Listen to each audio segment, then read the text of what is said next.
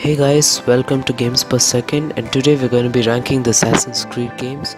So without further ado, let's begin. Starting off at number 9, we have Assassin's Creed Syndicate. This game, according to me, is the worst game in the franchise. The biggest problem was the setting. Victorian London was a bit too modern for Assassin's Creed. London was a boring city with nothing much to do. There was literally no difference between the two main protagonists, Jacob and Evie Fry, and the story was pretty mediocre. The ending was very unsatisfying, and the modern day was useless. It felt as though Ubisoft released this game just for the sake of releasing it. Moving on, we have Assassin's Creed Rogue. This game should have been called Assassin's Creed Black Flag 2, complete copy and paste of Assassin's Creed Black Flag. The Templar perspective was a breath of fresh air the franchise needed. According to me, this game linked Black Flag 3 and Unity. This game could have been much more better if there were more sequences. The open world was not so great. Shay was a characterless character in my opinion. Next up we have Assassin's Creed Unity of Bugs and Glitches. This game was supposed to bring the franchise to the next gen. The visuals were amazing, but the story was horrible.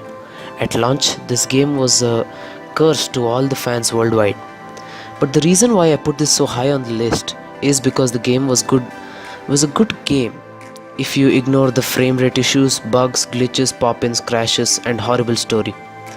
This game tried to overhaul the franchise by adding new features such as co-op, extensive customization, weapon variety, black box missions to name a few.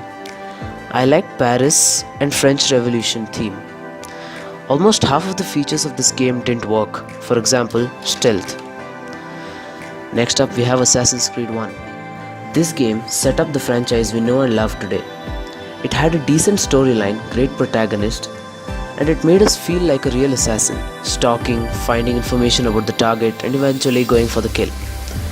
The ending kept the fans hooked up for the next installment. Now we have Assassin's Creed 3. After the refreshing Ezio trilogy, fans were eager to see who would take Ezio's place next.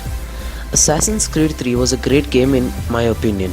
Good combat, better stealth, improved parkour, one of the best modern day storylines, and a fair enough story. The only thing which brought the game down was the protagonist, Connor Kenway. Connor was another characterless character. He was naive, short-tempered, and cared only about his people, whom he started killing at the end of the game.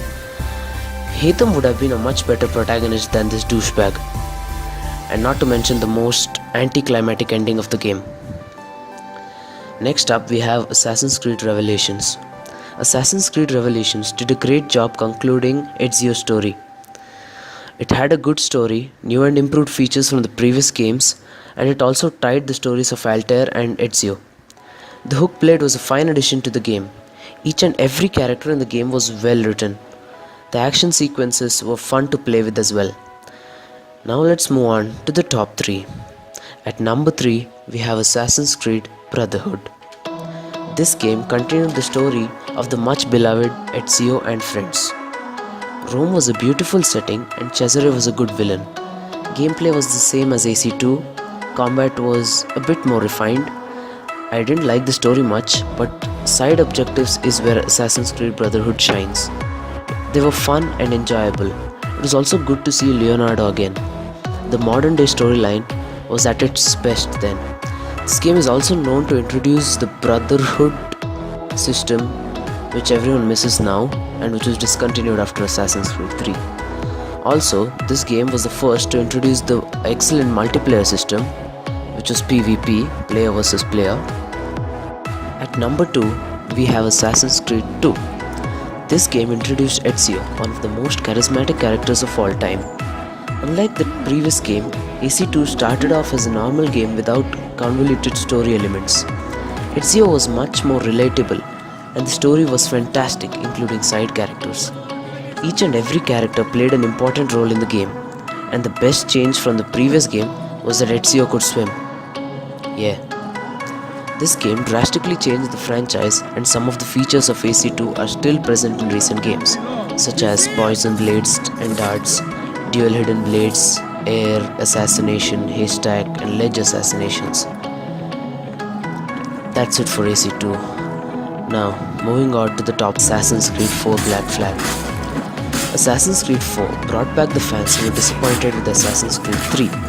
With its huge open world, a variety of side content, and incredible storyline. The game's pirate theme, without stuffing much assassins and templars in it, was a great change of pace.